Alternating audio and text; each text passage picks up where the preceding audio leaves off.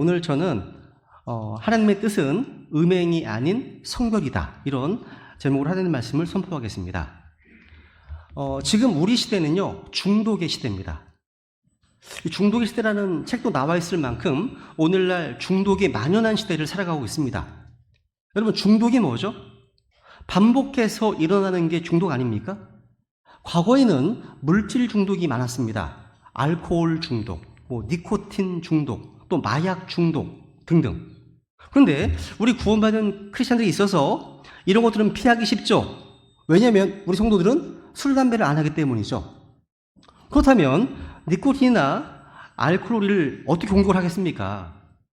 그런데 지금은요, 어린 아이에서부터 노년에 이르기까지 이제는 스마트폰 없이는 살 수 없는 세대가 되었습니다.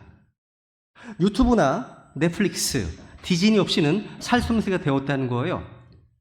특별히 쇼츠가 없이는 살 수 없는 세대가 되었습니다. 그래서 오늘날의 현대인을 가리켜서 호모 아딕투스, 이런 말 합니다. 호모 아딕투스라고, 중독형 인간인 거죠. 이렇게 부르면서 관련된 책이 나오기도 했습니다. 이 책의 부제를 보시면요, 알고리즘을 설계한 신인류의 탄생이라고 되어 있습니다. 이게 무슨 얘기예요? 유튜브 알고리즘이 인도하는 대로 계속해서 내가 좋아하는 영상들만 보기 때문에 그러한 영상들로 중독된다는 얘기예요. 오늘날 현대 사회에서의 중독의 개념은요, 피지컬한 것, 그러니까 물질적인 것에서 디지털 미디어와 SNS, 이런 사용으로 확장되었습니다. 그러니까 이러한 미디어, SNS, 특히 쇼츠라고 하는 30초짜리 1분 정도의 영상들이 계속 반복됩니다. 보면 또 나오고 또 나오지 않습니까? 계속 반복돼서 중독시키고 있다는 거예요. 이것을 디지털 중독이라고 부르고 싶습니다. 끊임없이 미디어 어떤 소비, SNS 사용 때문에 발생하는 현상입니다.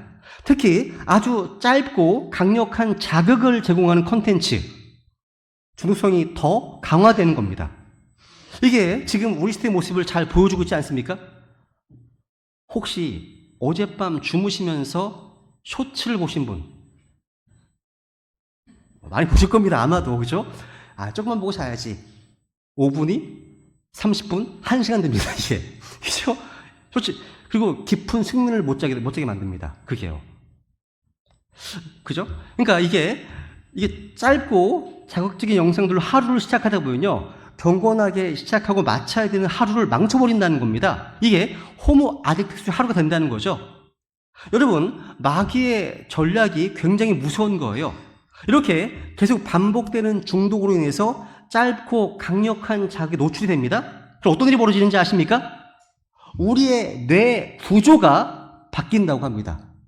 요 전두엽이요, 변형을 일으킨다는 거예요. 이런 현상을 팝콘 브레인이라고 합니다. 팝콘 브레인. 여러분이 아니시길 바랍니다. 이것이요. 그죠? 팝콘 브레인이라고, 이게 뭐냐면요, 자극적인 것에만 반응하는 뇌의 상태를 의미합니다. 이 상태가 되면요, 길고 뭔가 심도 있는 내용에 대해서 집중한 능력을 저하시킵니다. 즉, 자극적인 것에만 반응을 하는 두뇌가 되었다는 거죠.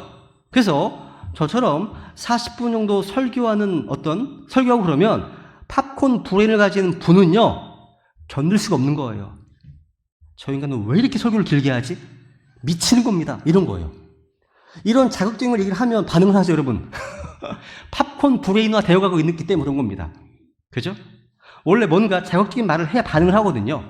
근데 오늘날 많은 사람들의 두뇌가 이렇게 바뀌어 가고 있다는 겁니다. 그러니까 교회에 와서 1시간 예배를 드리는 것도 답답해 죽는다는 거예요.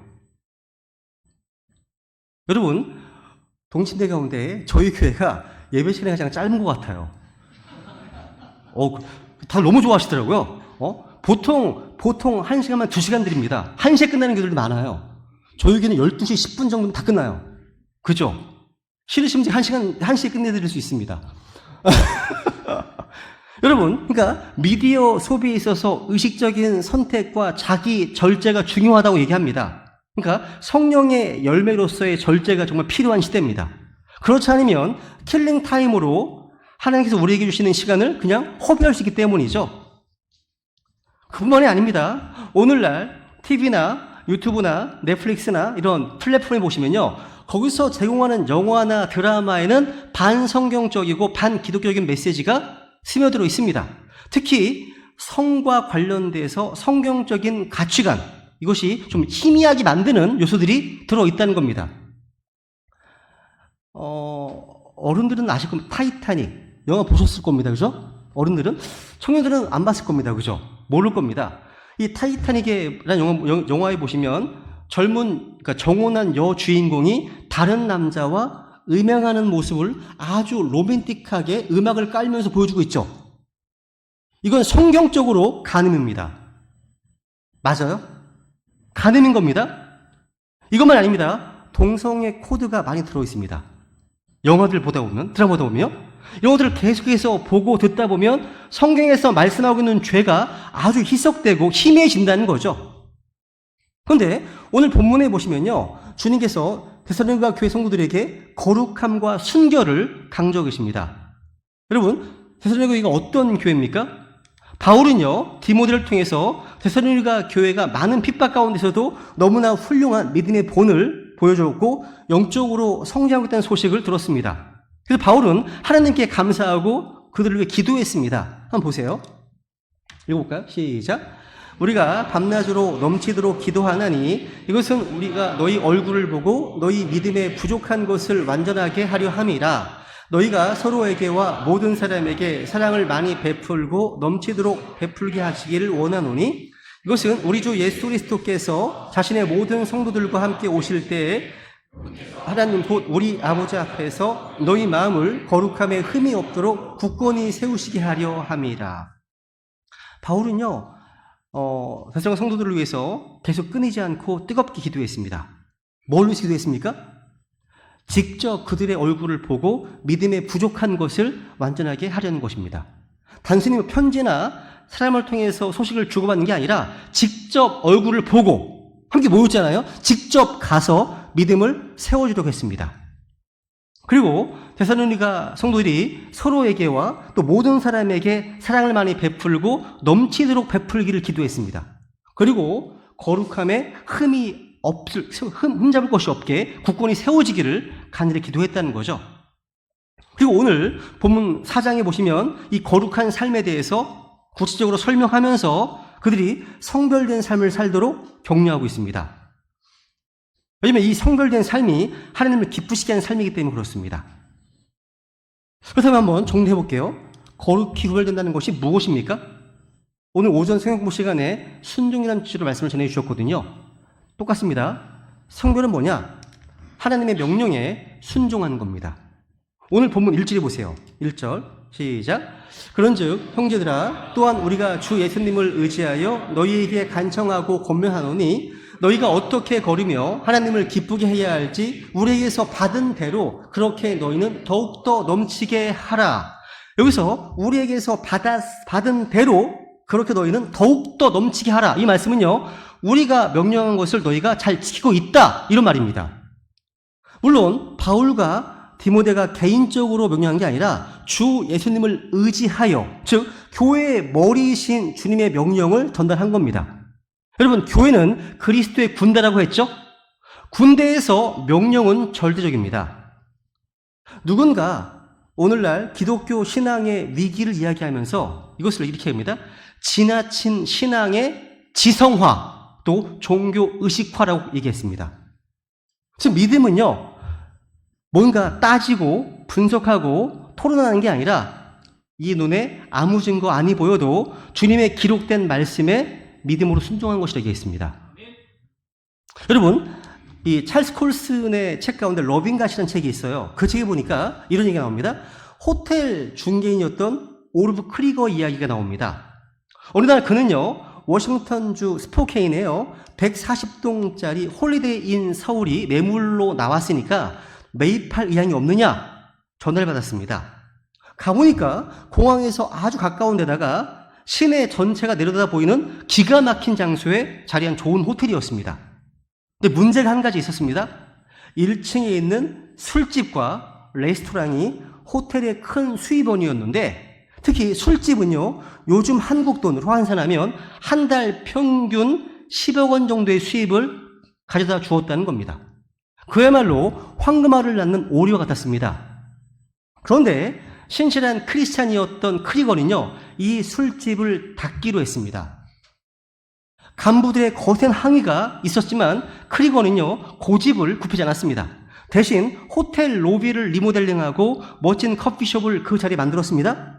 그 결과 술집을 운영하지 않았음에도 불구하고 처음 5년 동안은 음식 판매량이 20%, 객실 예약률이 30% 증가함으로써 호텔은 적자를 면하고 성장할 수 있었다는 겁니다. 술을 팔지 않으니까 그렇게 큰 이익이 나올 수는 없었습니다.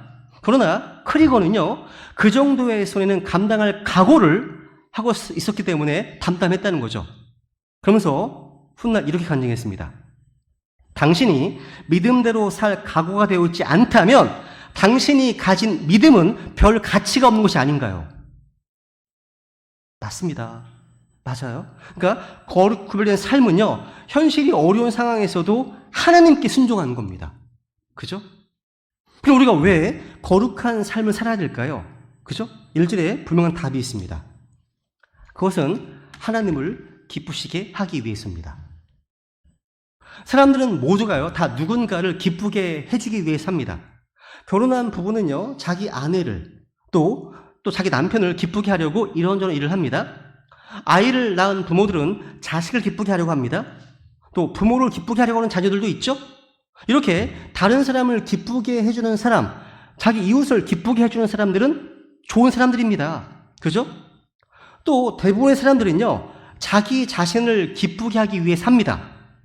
성경은요, 자기 자신을 기쁘게 하지 말라고 합니다. 아니, 그게 뭐가 문제가 됩니까? 사람은요, 주님을 기쁘시게 하기 위해서 지음받았고 주님의 기쁘심을 위해서 존재하기 때문입니다. 우리 크리스찬이 누구죠? 우리 크리스찬들은요, 하나님께서 진리의 말씀으로 우리를 낳으셨습니다. 성령님을 통해서 낳으셨습니다. 우리는 모두 하나님의 아들들입니다. 하나님은 자신이 낳으신 아들들을 사랑하시고 기뻐하십니다. 스바냐서 유명한 말씀 있죠? 유명한 찬송가도 있는데 읽어볼까요? 37절 시작. 내 한가운데 계시는 주 내 하나님은 강력한 분이시니 그분께서 구원하시고 너로 인해 기뻐서 즐거워하시며 친히 사랑하는 가운데 안식하시고 너로 인해 노래를 부르며 기뻐하시리로다 하리라. 여러분, 주 하나님의 기쁨은 자신이 구원하신 우리들입니다. 우리의 존재는 주님의 기쁨이 된다는 거죠. 그죠? 여기 보시면 너로 인해 즐거워하시며 또 너로 인해 주께서는요, 자기 백성을 기뻐하시고 즐거워하십니다. 아래 보시면 이는 주께서 자신의 백성을 기뻐하시기 때문이니. 자기 백성이 누구죠? 구약에서는 이스라엘입니다. 신약에서는 거듭난 그리스도인입니다. 예수 그리스도를 믿음으로 구원받은 백성들을 주님은 기뻐하시고 즐거워하십니다. 여러분, 예수님의 피로 구원받아서 하나님의 자녀가 된 우리는요, 우리를 위해 죽으시고 다시 부활하신 주님을 기쁘시게 해드리기 위해서 사는 사람들입니다. 평생 하나님과 함께 걸었던 까닭에 죽음을 보지 않고 하늘나라로 옮겨간 에녹, 그를 가리켜서 히브리 기자는요, 그가 평소에 하나님을 기쁘게 하였다는 증언을 가졌다고 증언하고 있습니다. 그러니까 하나님과 함께 걷는 사람은요, 주님이 기뻐하시는 사람입니다. 예수님도 말씀하시기를 읽어볼까요? 시작. 나를 보내신 분께서 나와 함께 계시니라. 아버지께서 나를 혼자 버려두지 아니하셨으니 이는 내가 그분을 기쁘게 하는 그것들을 항상 행하기 때문이라 하시니라. 여러분, 그래서 우리의 존재 목적은 바로 주님의 기쁨입니다. 따라해보세요. 나의 존재 목적은 주님의 기쁨이다. 보세요. 계시록 4장 11절 시작. 오 주여 주여서 영광과 존귀와 권능을 받기에 합당하시니 이는 주께서 모든 것을 창조하셨고 그것들이 주를 기쁘게 하려고 존재하며 창조되었기 때문이다 하더라. 우리는 여기서 모든 창조물의 창조 목적, 존재 목적, 존재 의미를 다 찾을 수가 있습니다. 우리는 어떤 철학자 말처럼 버려진 존재가 아닙니다. 내던진 존재가 아닙니다. 우리는 존재 그 자체로서 하나님의 지극한 관심과 사랑의 대상, 기쁨의 대상입니다. 여러분, 거룩 구별된 삶, 성별된 삶은요, 괜히 폼 잡고, 목에 힘 주고, 무게 잡고 하는 딱딱한 종교적 위선이 아닙니다. 성별은요, 사랑하는 남편을 기쁘게 하기 위해서 집안을 늘 단장하고 자신을 아름답게 가꾸는 신부의 마음과 같은 겁니다. 주님께서 나를 위해서 십자가에 보여주신 그 큰 사랑이 너무 놀랍고 너무 커서 그 은혜에 너무 감격이 되어서 주님을 기쁘시게 하는 말과 행동을 하겠다고 결심하는 겁니다. 자연스러운 반응이죠.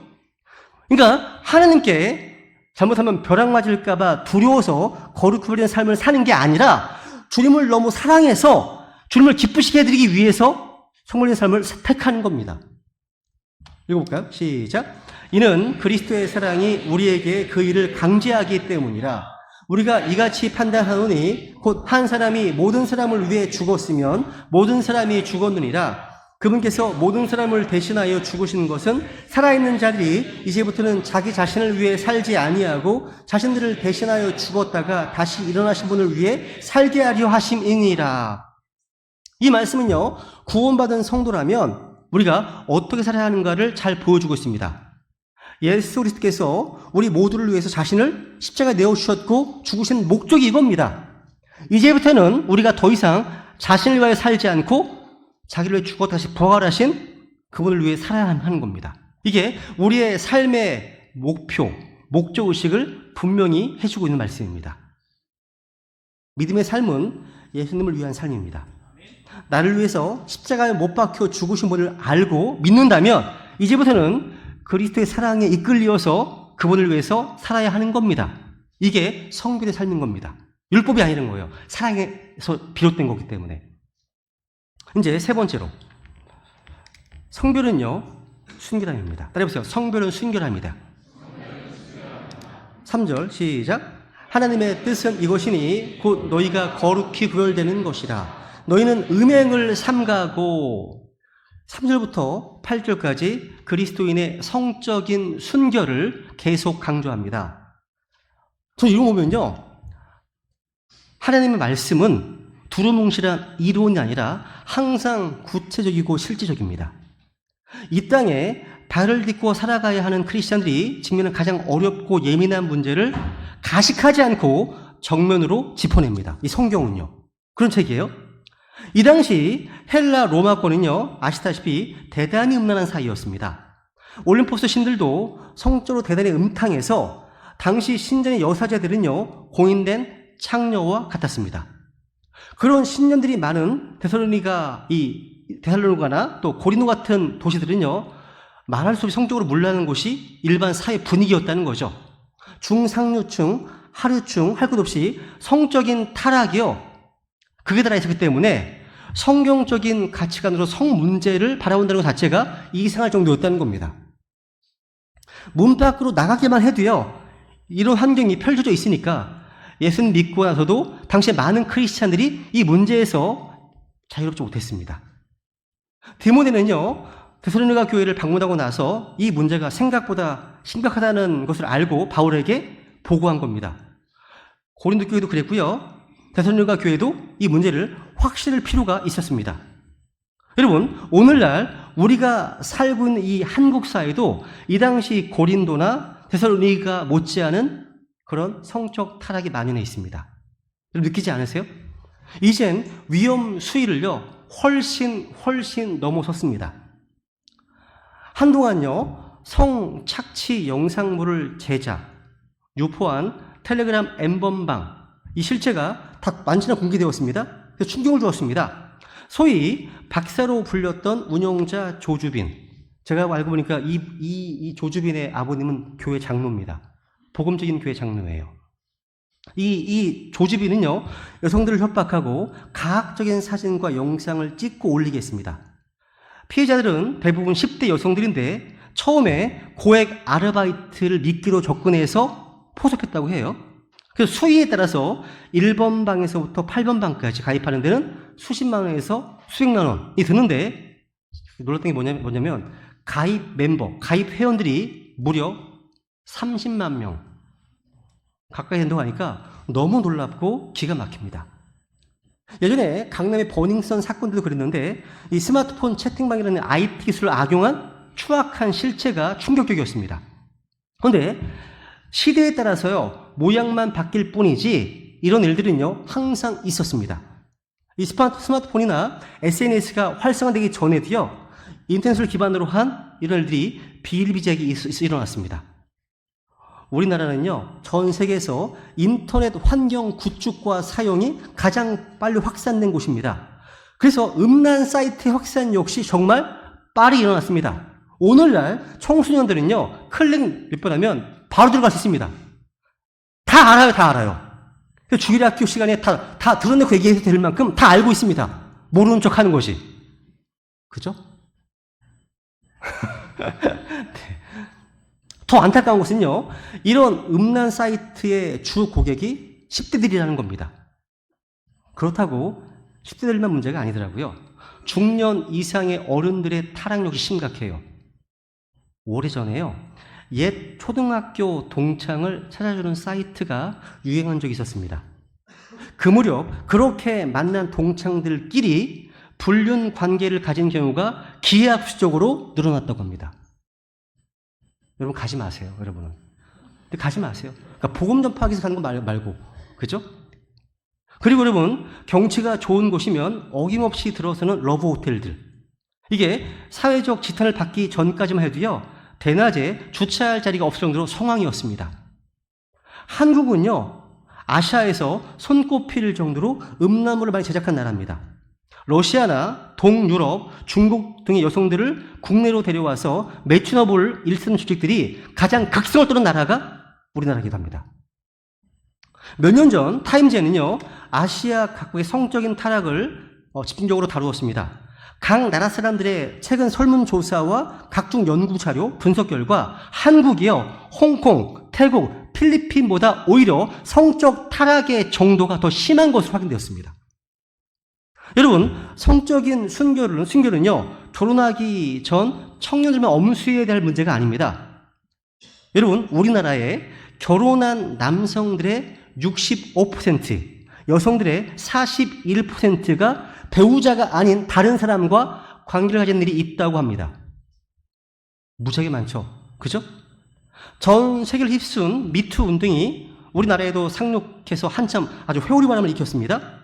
근데 거기에 보면 성적 문란함은요, 나이나 직업에 상관없이 정치, 교육, 문화, 종교, 체육 등 사회 각 분야의 많은 지도층이나 사람들 사이에 만연이 있다는 사실이 드러났습니다. 불행한 거죠. 저는요, 지금 우리나라는요, 그 어떤 것과도 비교할 수 없는 두려운 음행의 죄가 우리 국민의 마음을 사로잡고 있습니다. 음행의 죄가요. 지금 저는요, 현재 우리나라에 당면한 가장 심각한 위기가 음행의 확산이라고 생각합니다. 음행은 영어로 fornication, 그리스어로 포르네이아, 여기서 포르노가 나왔습니다. 음행. 이 음행이요, 우리나라 사람들의 마음을 사로잡고 있습니다. 의식하지 못할 정도로 음란한 상황이 익숙해 있어요, 굉장히. 보면요.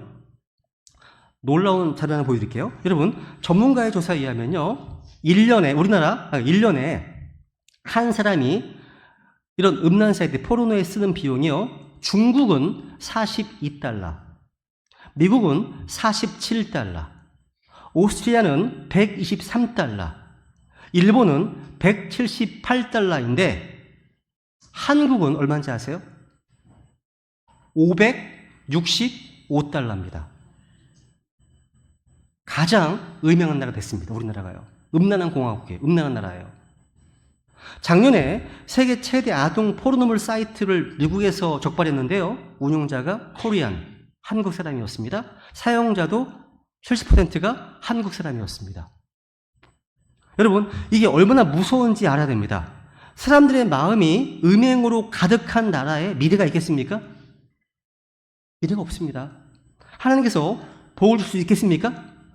군대가 아무리 막강해도, 군사무기가 아무리 많아도요, 국민소득이 아무리 높으면 무엇하겠습니까? 하나님을 두려워하지 않는단 말입니다. 여러분, 세계무역센터가 무너지는 날, 미국 경찰관들은요, 사람들을 향해서 빨리 뛰세요. 살려면 더욱 빨리 달아나야 합니다. 이렇게 얘기했습니다. 그러면서 미국의 한 목사님이 이렇게 설교를 했어요. 오직 성공과 번영에 초점을 맞추는 복음으로부터 도망치십시오. 예수 그리스도를 개인적인 이익을 위해 사용하는 이들로부터 달아나십시오. 예수님이 아니라 인간이 영광을 받는 교회로부터 떠나십시오. 또 성경이 없는 교회들로부터 십자가를 선포하지 않고 말씀을 공부하지도 않고 죄를 회개하지도 않고 예수님의 보혈에 대해서 언급도 하지 않은 교회로부터 도망치라고 이야기했습니다. 그리고 무엇보다도 죄를 지어도 편안한 교회, 하나님의 교회에 와서도 죄를 품고 있는데 그걸 깨닫지 못하게 하는 교회, 그런 교회라면 그 교회는 마귀들의 상에 앉아있는 것이라고, 그 교회로부터는 죽을 힘을 향해 도망치라고 설교했습니다. 우리는요, 죄에 대해서 단호해야 됩니다. 먼저 우리 성도들부터 음행, 음란이 얼마나 무서운 죄인지 알아야 됩니다. 특히 음란 문화는요, 음주 문화와 꼭 함께 갑니다. 이 성경적으로 진리예요. 한번 하박국 2장 15를 볼까요? 시작. 자기 이웃에게 마실 것을 주며 내 술 부대를 그에게 주고 또한 그를 취하게 함으로써 내가 그들의 벌거벗은 것을 보게 하는 자에게 화가 있을지어다. 야, 지금 술과 취하게 함, 술 취함과 벌거벗은 것, 이게 연관되어 있죠. 그러니까 술은요, 음행과 밀접한 관련이 있어요. 우리 사회는 음주 문화에 대해서 너무나 관대한 경향이 있습니다. 근데 미투 운동의 피해자들이나 음란 영상 유포자들의 이야기를 들어보면요, 이런 일들은 거의 대부분 술자리에서만 일어난다고 합니다. 그러니까 우리나라의 음주 문화, 음란 문화의 어떤 부적절한 조합이 많은 병폐가 너무 심각하다는 거예요. 여러분, 구원받았다고 하면서, 그리스도인이라고 하면서 아직도 삶 속에 음주나 음행의 사슬을 끊지 못한 사람이 있다면 철저히 회개하시고 오늘 지금 이 순간부터 거룩화 순결을 위해서 결단하시기 바랍니다. 하나님께서 힘주게 도와주실 거예요. 이 모든 현실은 지금 우리나라 사회의 성적 윤리가 얼마나 땅에 떨어져 있는가를 입증해주고 있습니다. 문제는 구원받은 크리스찬들도 이런 타락한 시대의 영향을 받고 있다는 사실이죠. 근데 이 당시 데살로니가 교회도 그랬습니다. 바울은 지금 그런 교회 성도들에게 음란한 문화를 버리고 성결된 삶을 살라고 말하고 있는 겁니다. 믿음에 본이 되는 교회였고 환란을 견디는 의지도 있었고 아직 데살로니가 교회 성도들 안에는요, 그럼에도 불구하고 음란한 옛 성품, 옛 사람이 살아서 꿈틀대고 있기 때문에 그것이 마귀가 교회를 흔들 수 있는 교두보를 제공할 수 있기 때문입니다. 그래서 바울은 그 문제를 정면으로 다룬 겁니다. 성적인 타락은요, 교회를 파괴합니다. 보세요. 읽어볼까요? 시작. 하나님을 알지 못하는 이방인들과 같이 욕종의 욕망으로 하지 말고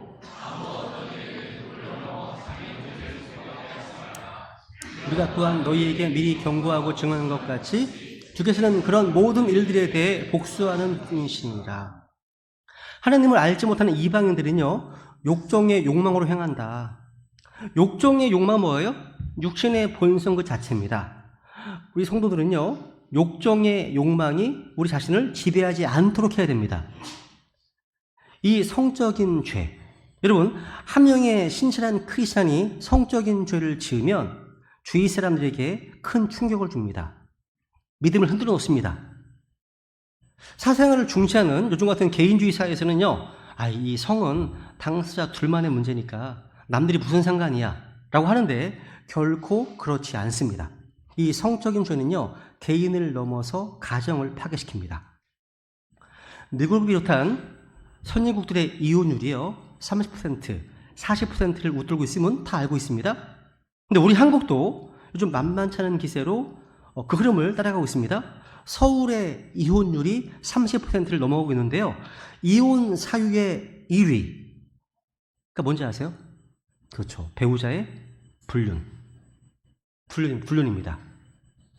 더더군다나 떳떳하지 못한 관계로 태어난 아이들이요, 지금 이 순간에도 수없이 방황하고 있습니다. 그리고 그렇게 생겨난 아이들이 또 수없이 낙태가 되고 있습니다. 한국의 낙태율은 미국, 호주에 이어서 세계 3위입니다. 제가 낙태에 대해서 언젠가 다룰 겁니다. 여러분, 낙태는요, 임신한 여자를 임신하지 않은 여자로 만들어주는 게 아닙니다. 살해한 아이의 엄마가 되는 겁니다. 그게 낙태예요. 끔찍한 거죠? 여러분, 이런 관계 가운데 태어난 아이들은요, 성장도 순탄하지 못합니다. 미국의 경우는요, 매년 120만 명이 그렇게 태어납니다. 그렇게 그 중에 대부분이 정부의 보조를 받으면서 열악한 환경 속에서 성장하고요, 후에는 여러 범죄를 저질러서 감옥 생활을 하게 된다고 하죠. 그러니까 성적인 타락은요, 가정을 망가뜨리고 사회를 병들게 합니다. 그러니까 이 성적인 방종은요, 두 사람만의 문제가 아닌 겁니다. 그죠? 여러분, 사탄이 우리를 처음 유혹할 때 이런 성적인 타락을요, 아주 스위트하고 달콤하고 낭만적이고 멋있는 것으로 미화시킵니다. 영화에 그렇게 나오잖아요. 미화시킵니다. 유혹의 달콤함만을 강조하지 그 죄로 인해서 치러야 될 쓰라린 대가는 철저히 숨깁니다. 사탄 속임수죠. 그죠? 현실의 일로 돌아오게 되면 이 성적인 방종으로 인해서 치러야 되는 대가가 너무 혹독하다는 거죠.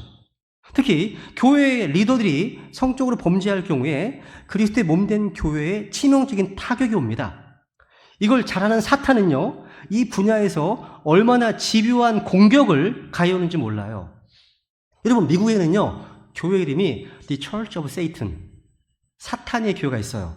실제 그 이름 사탄의 교회예요. 근데 이 사탄의 교회 멤버들이 한 달에 2번씩 뭐 하는지 아세요? 미국 전역의 목회자들의 성적 범죄를 위해서, 가정의 타락을 위해서 금식 기도한답니다. 끔찍하지 않아요? 어이가 없죠? 현재 미국에서는요, 성적인 타락으로 목회를 떠나거나 사역에 치명적인 타격을 입은 사람들이 전체의 3분의 1에 해당한답니다. 일반 성도들은 뭐 더하죠. 심각하죠.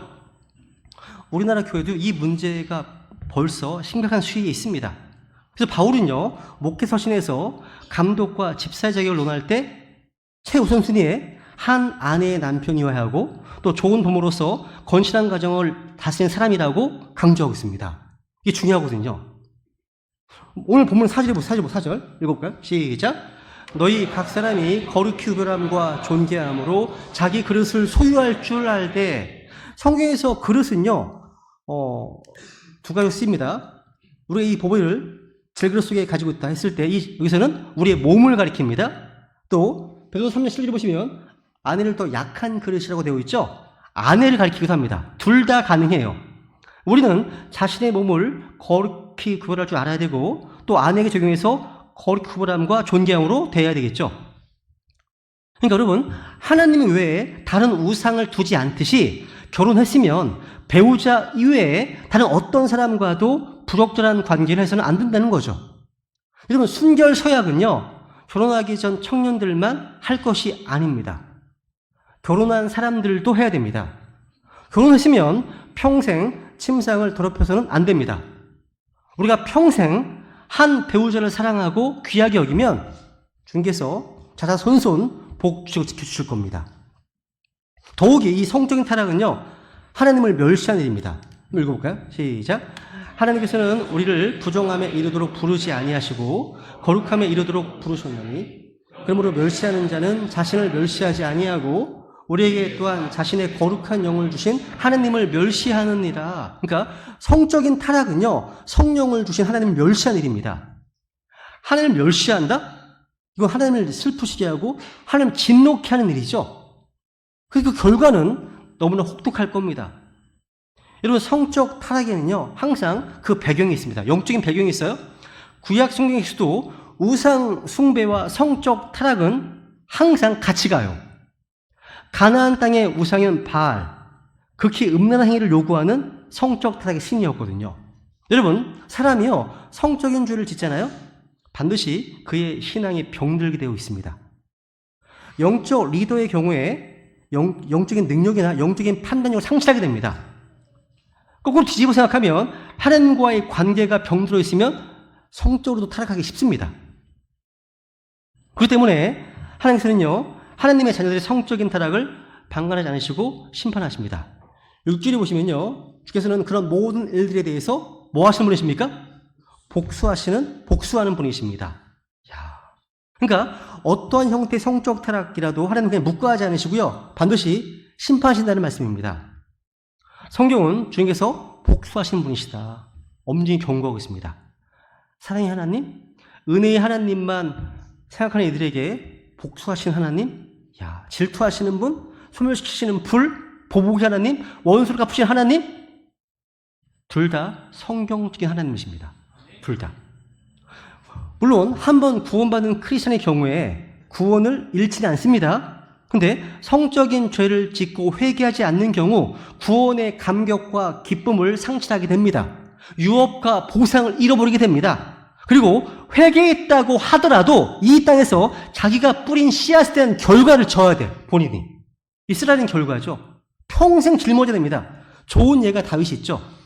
다윗이요, 밧세바와 간음한 후에 그리고 충직한 부하 우리아를 죽이면서까지 그 죄를 덮으려 했잖아요. 하나님은 나단을 보내셔가지고 그 죄를 주저하게 꾸짖으셨습니다. 다윗이 진심으로 회개하니까 하나님은 그 죄를 용서해 주셨습니다. 그러나 다윗이 자신이 뿌린 그의 씨를요, 그 고통은 피해갈 수 없습니다. 평생 자기가 뿌린 씨를 거두어야 하는 겁니다. 여러분, 간음한 결과로 낳은 아이는요, 태어나자마자 죽었습니다. 그리고 암몬의 음행으로 인해서 다윗의 아들들이 서로 죽이는 비극이 일어나죠. 또한 압살롬의 반란군이, 아들이었던 압살롬의 반란군이 쳐들어와서 다윗은 예루살렘에서 쫓겨나서 이제 쫓겨나는 쿠데타까지 당하게 됩니다. 하나님의 도움으로 모든 것이 회복되긴 하지만 다윗은 어쨌든 밧세바 사건 이후에 한 번도 골리앗을 쓰러뜨린 옛날 같은 영향력을 발휘하지 못하고 쓸쓸히 늙어갔습니다. 특별한 게 없어요. 여러분, 안타깝게 성경에 보더라도요, 음행의 죄 때문에 무너진 사람 가운데 하나님 사람들이 아주 많습니다. 그래서 하나님께서는요, 음행의 죄에 대해서 아주 구체적으로 다루신 겁니다.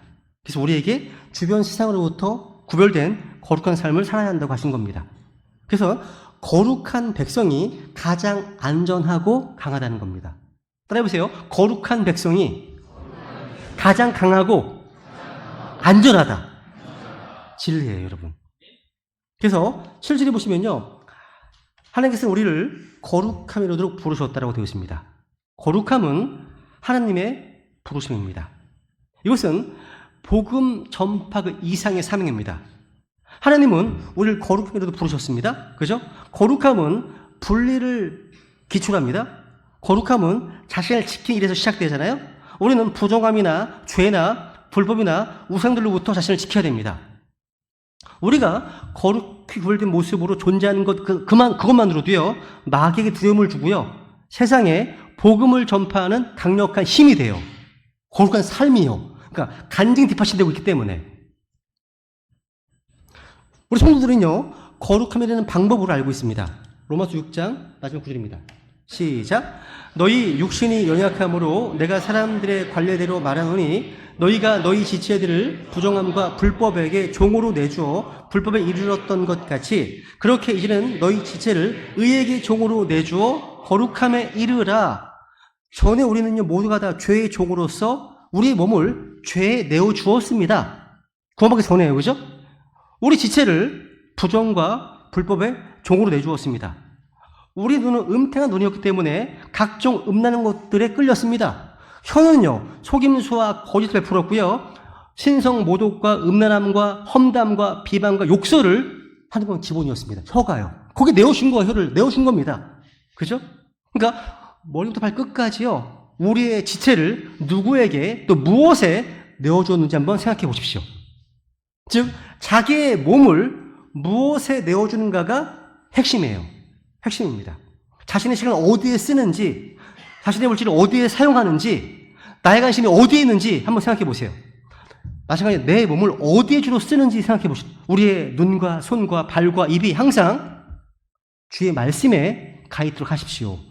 손과 발이 항상 열심히 일을 하고 복음 전도를 위해서 사용하시라는 거죠. 이전에 술잔을 잡던 손을 이제는 전도제를 잡는 데 드리면 이게 의의 종으로 드리는 겁니다.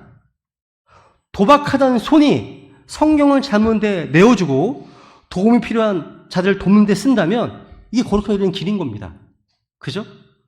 특히 청년들이 토요일 밤에 자신의 온 몸을 각종 게임이나 SNS에 내어줘서 주의 첫날 예배 와서 꾸벅꾸벅 막 졸아요. 그 이유는요, 자신의 눈과 손과 귀와 손을 다 오락에 내어줬기 때문입니다. 거룩할 수가 없죠. 그죠? 부정해지는 겁니다.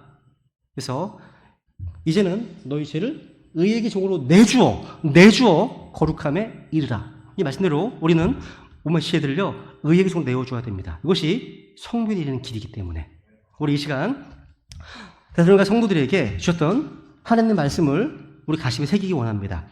우리 몸을 주님께 내어드림으로 거룩된 삶, 성별된 삶으로, 성적으로 순결한 삶으로 주님을 기쁘시게 해드리는 우리 배단위 성도들이 되기를 결단하시면서 이를 위해 주님께 은혜를 구하겠습니다.